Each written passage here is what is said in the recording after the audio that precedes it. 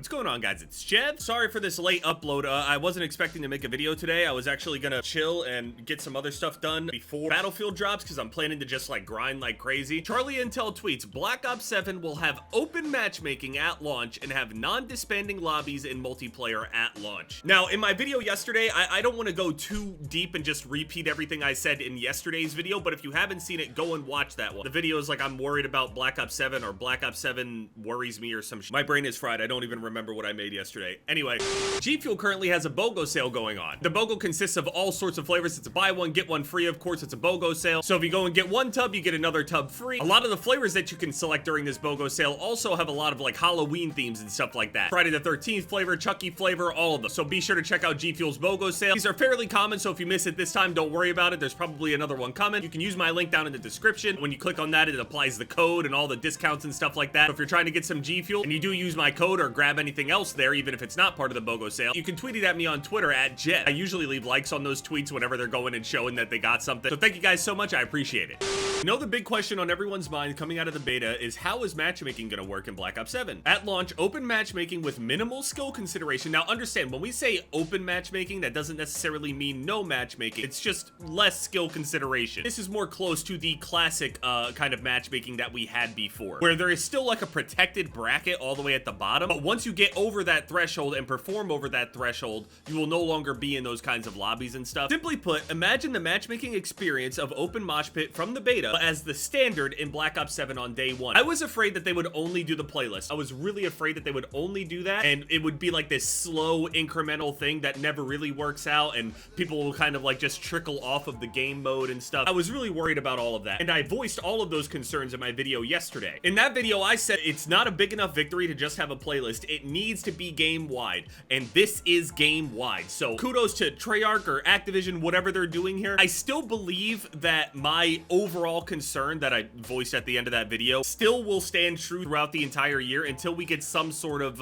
announcement or reassurance from somebody over at Infinity Ward or Activision within the next year from this point when we start seeing everything about Modern Warfare 4. What I just need to say is keep the matchmaking discussion alive throughout the year and keep voicing that worry that with Modern Warfare 4, they're going to end up walking back all of these changes that they're doing right now. And speaking of all the changes, I'll get back to this. That includes things like no SBMM, non-disbanding lobby, so if you get into a good match and people don't leave, you can actually run that game back again. You can develop rivalries and all that other stuff. This is especially good in modes in like Search and Destroy, for example. No carry forward. I don't think that no carry forward's a W. I think maybe overall it is for like the overall look of the game. We won't have like insane bundles and stuff like that are way out there. We still don't know what kind of bundles we're gonna get now, and I just think that carry forward is actually a pretty pro-consumer thing in my opinion. But some people were celebrating this. I personally don't really celebrate it, but I get the whole like not wanting to break immersion too bad, given it's Call of Duty, so it might just happen anyway. Anyway, aim assist changes. We'll get to that in a second. Bundles are back to the COD identity, which kind of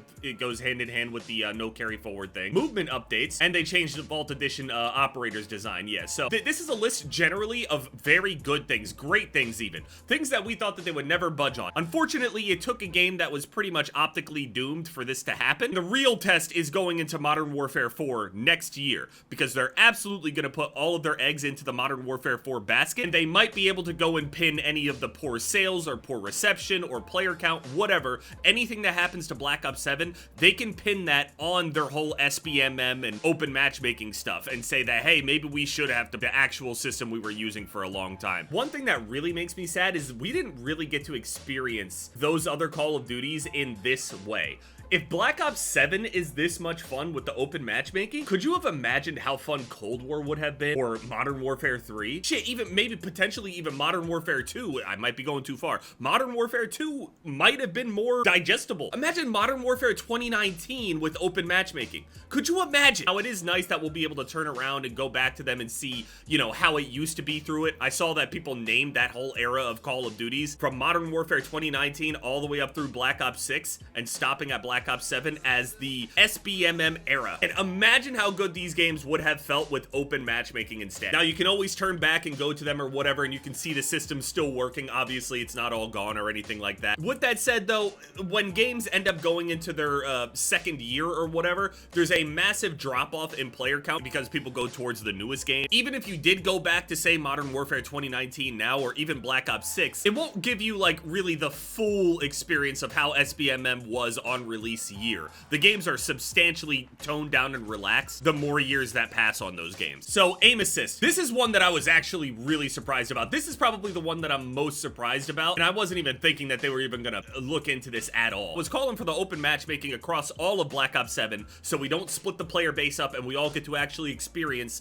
the community itself, us together. Some people are good, some people are bad, but I think that people will get better over time anyway with this. People did it before, they're going to do it again. And even if you're not as good, there's a lot of people that aren't that good. You got it. And now you'll be able to actually see yourself improve. I've talked about it throughout the game. Anyway, aim assist. This one is crazy for me. We've also seen the discussion about rotational aim assist and community questions about how aim assist will be tuned across inputs in Black Ops 7. Now, this is a common complaint that's been going on for quite a few years at this point. There's a pretty strong aim assist like early throughout Call of Duty, but it got stronger in Modern Warfare 2019. And basically in the old games, there was a range where aim assist and rotational and stuff like that would stop at a certain distance. So really far shots were pretty difficult to hit.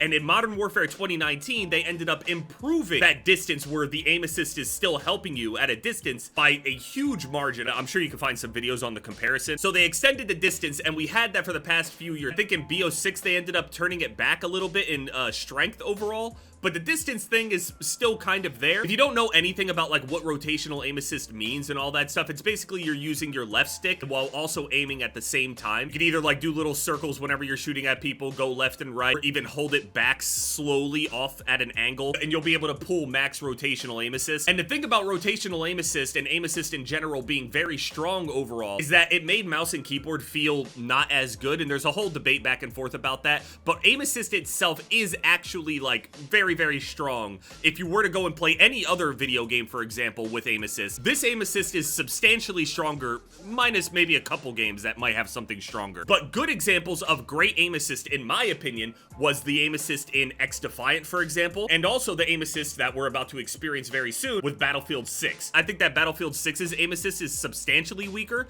and there's a healthier environment between the inputs now. There's not one absolutely dominating. Now, Call of Duty is, quote, a controller game. That is true, even though, you know, the game did come out initially on PC at first, but nobody was really playing it at the time on PC like that. It's got a long history. It started on PC, came to console later, but then it stayed console all the way up until they started introducing the crossplay and all that stuff, the crossplay. Now, understand that this aim assist change, it will affect pretty much everybody. The thing is, if you are good at the game in general, on controller, of course, this aim assist nerf will actually help you overall, because the stronger that aim assist is, the harder it is whenever you go and challenge somebody to actually survive that gunfight. A weaker aim assist makes it so even the worst players won't be able to just beam you across the map, basically accidentally. So the game will feel a lot less laser beamy overall for everybody. So even if you're not that good at the game, you don't have to worry about every single time you decide to actually put yourself out there. There's no guarantee now, depending on, you know, how much they actually nerf this overall. Maybe it won't be that crazy, who knows? You're no longer going to get melted by each and every single person that you see. This nerf will make it so you can actually get away from gunfights more quickly,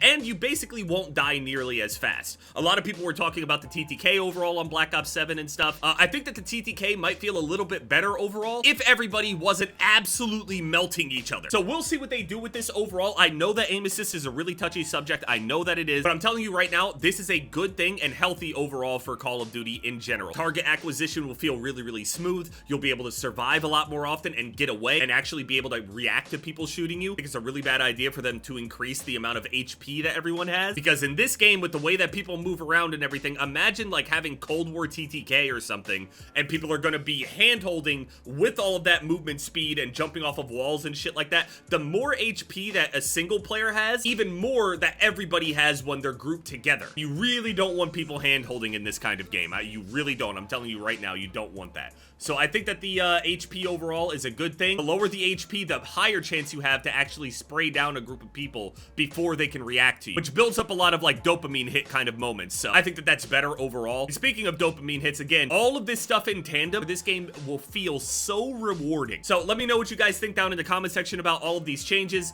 Again, throughout this entire year, I'm going to bang the drum repeatedly that Infinity Ward or Activision or whoever is making the decision, come next year, do not turn back on this shit. You guys need to communicate if you did or didn't do anything to it. Don't just stay quiet either, because I'm telling you right now, the closer we get to that release, and when that shit drops, I can almost guarantee when that beta rolls around and the discussions are being had and it's all at the forefront right now and not background noise, people might not believe them about the matchmaking. So you guys better make sure to keep that matchmaking lightning fast. You need to be able to refill lobbies quickly, even if that results in people leaving and coming back, leaving and coming back and stuff, just cycling out teams. That was the original experience. Also, I have to say, even though I end up having some of those matches where we stomp out the other team and then they just start leaving halfway through, I'm telling you right now, them leaving halfway through and me being, quote, bored the rest of the match, or the enemy team actually forfeits from having nobody on it, that is still giving me a positive experience overall. Even if I go, oh man, it's so annoying that everybody leaves, it's more of a complaint from the position of me already being the king in that lobby.